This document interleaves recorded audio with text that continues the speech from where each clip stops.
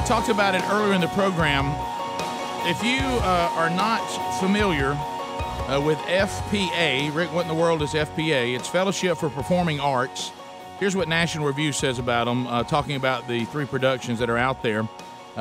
This production comes to us from the Fellowship for Performing Arts, a group that presents great plays that incidentally are underlain by Christian themes. If you're among those who complain that popular culture has turned away from Christianity and moral grounding in general, you may place your money back where your mouth is by buying tickets for this strong and sobering piece or any of the other FPA offerings. That's from the National Review. Well, the man who is the founder and creator behind that, Max McLean, is standing by with us now. Max, welcome back to the Rick and Bubba Show. How are you? Very good. Delighted to be heading back to Birmingham in a couple of weeks. Well, the last time we talked, and of course this is still on the road in certain cities, is C.S. Lewis, the Screwtape Letters.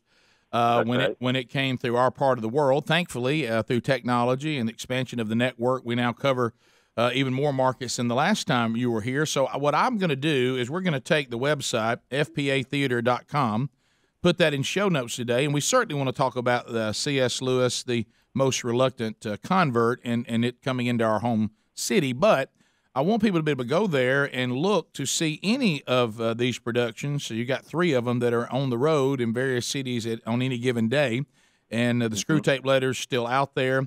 A Man for All Seasons also out there, and of course C.S. Lewis, the most reluctant convert, also all on the road at the same time. So make plans, look, see when one of these productions is in your city or near your city, and I encourage you strongly to go out and see them.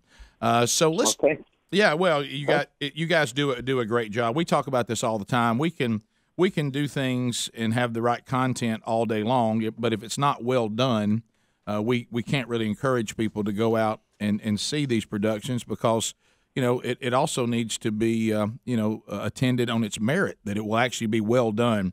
And I commend you for how well done these productions are, and to all involved. So pass that along. Well, thank you very much. All right, so let's talk about that. We were talking earlier about C.S. Lewis, the most reluctant convert. C.S. Lewis, to me, is a fascinating person, and for all sorts of reasons. It was funny because I actually was in Nicaragua a year ago this week, and of course, the only person I find that could speak English was an atheist, and he was from England, and of course he said things to me that like most atheists do. They think they're the first person to ever say something to a follower of Christ, as if we've never heard the thing he was going to say. And of course he talked about why he wouldn't worship a God that sends people to hell and all of this. And of course I said, well, one thing you have to understand, the God that we serve, is actually trying to deliver people from hell. People send themselves to hell. He's actually provided the way out of hell. But anyway, so we had a conversation, but I brought up C.S. Lewis, and I said to him, I said, are you familiar with C.S. Lewis? And of course he said he was. And I said, well, you're really no different than him. I said, C.S. Lewis didn't believe either. And I said, do you consider C.S. Lewis to be a pretty intelligent person? And of course he said yes. I said, well, so there's not a lack of intelligence to actually go out and try to find out if what you claim is true or not true. I said, that's what C.S. Lewis did, and I think the title of your play says it all, The Most Reluctant Convert. He was not easily converted, was he? No, he had a rough life. His mother died of cancer when he was 8. He had a really rough relationship with his father, the one that he regretted most of his life. He had terrible experience in World War I in the trenches. In fact, after the war was over, someone asked him, were you much frightened in France? And he said, all the time, but I never sank so low as to pray. So that's kind of the state of mind that he was in. And from that, he was such a vigorous debunker of Christianity, very much along the lines of Christopher Hitchens. And he was, of course, so eloquent. But he had it wasn't a Damascus Road experience, although there is a Damascus Road moment, but his journey from from atheism to Christ begins at 8 years old. In our story, the story we tell on stage, begins at 8 years old when his mother died of cancer, and ends when he takes Christmas communion in 1931 when he's 32 years old. But what happens in between is a real testimony of how the Hound of Heaven just really relentlessly chased after him until he becomes the greatest Christian writer, apologist of the past century. And that's such a God move. Yeah, I mean, really you think about the Apostle Paul. Yeah. I mean, he was good at what he was doing when he was persecuting the church. So God says, look, I made you that way. I just need you to stop persecuting my church and advance my kingdom with that same skill set. And that's what C.S. Lewis reminds me of. Yeah. I mean, he thought, he was never schooled in theology, didn't go to seminary, but he was so schooled in so many things and understood the deep mythological stories, because in his view, and I think he's right, all religions have the same root. They begin in myth, but then the Christ story is the myth that became fact. And of course, there's a great story in the play about when he and J.R.R. Tolkien are taking a walk, and Lewis tells Tolkien, I've come to believe in God. After a long struggle, I've come to believe in God, but not Christianity. I simply cannot believe something I do not understand. How can the life and death of someone else, whoever he was, 2,000 years ago, help us now? And on the basis of that question, Tolkien said something to him that turned his life around. He says, Jack, when you meet a God sacrificing himself in a pagan story such as Dionysius, Balder, Osiris, or even a fairy tale, you like it very much and are mysteriously moved by it, provided you meet it anywhere except in the gospel. He says, Jack, the story of Christ is a myth, working on us in the same way as other myths, with one tremendous difference. It really happened. And then suddenly a rush of wind blew out of the sky, and he was frightened because of that wind. And that moment had him turn around in the sense of rereading the gospel story in a way that he could interpret it. Because prior to that, he kind of looked at the Bible as a dry book, a textbook, and he didn't see it as a heroic book. And once he turned it that way, it opened his eyes to who Christ really was. Amazing story. So tell us a little bit, about FPA, and obviously this is one of three things that's out there. Tell us how this was created, where it came from, and what you hope it's accomplishing.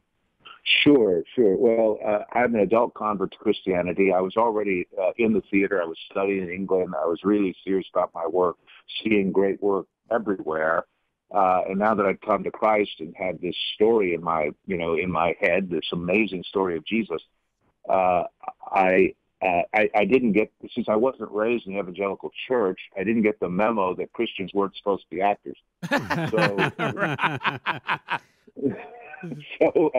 So I missed that one, but I did think, well, how do you integrate, what I do, my work, with my faith? And so I attempted to begin that first by just telling Bible stories, Mark's Gospel, Genesis, Acts, and I was so amazed at how people reacted and responded to the telling of the story from beginning to end as a narrative, and how the character, the personality just really emerged in the story. I thought it was a tremendous witnessing tool, evangelistic tool. And then I thought, I started doing some colleges and universities, and the kind of reaction I got there was so positive. I thought, if I could start an organization that would really focus our work, select the right material that has the ability to speak to a large audience, execute it to the highest levels that our budgets will allow, and help ask people to support it, that we could play at the great performing arts venues such as BJCC at Birmingham. We're going to be at Tivoli Theater in Chattanooga, one of the other markets. We're also going to be at the First Center at Georgia Tech in Atlanta. as well. Those are the three markets that are going to be in your area. To play in those markets, you got to deliver the goods, because the expectation for any kind of entertainment is super high. If you don't meet that entertainment, it doesn't matter what you say. If you're not engaging them, it doesn't matter. You're not going to do anything else. Well, the bar's not too high in our area, with the obvious reason for that. But it is in football. Yeah, well, that's true. Well, when you look, I mean, we know the very conservative and Christian Washington Post. Yeah. But they still said, which is the great thing though about you talking about it has to be done well. About this live stage performance, they write masterful, hugely moving, and then the New Yorker calls it intriguing. See, that's the thing about using these things to let people to kind of kick the tires on what's the ultimate topic by bringing them into an incredible story. And I was telling people, Max, that this would be a great, if you have somebody who's on the fence or somebody who's searching, I think the C.S. Lewis story really appeals to the person who wants to find evidence or is waiting on a moment to say, is this story I've heard about Jesus true or not? And so I would encourage people to bring those type of family members or friends to our coworkers to these performances. Now, Birmingham will be April the 14th, and looking forward to being there and seeing you again, Max. And if you want to get tickets to that or any of these others he mentioned, just go to show notes there at rickandbubba.com. And one last thing, Max, if you're a person who listens to the Bible on the listener's Bible, Max is the voice of the Scriptures as well. That's right. Cool. Yeah, so I've listened to that before, and you might recognize Max's voice from that. So, Max, always thanks for making time for us. Love what you are doing. Continue it. We're in our prayers and look forward to seeing this production when it rolls into Birmingham on April the 14th. Thank you. All right, thanks, Max. Thanks, Take care. Max. Holler if you need us. Thank you. Max McLean, C.S. Lewis on stage, the most reluctant convert. He'll be playing C.S. Lewis. It's on tour everywhere. Birmingham, April the 14th. You can get all those details at rickandbubba.com under show notes. We'll be right back. Rick and Bubba, Rick and Bubba.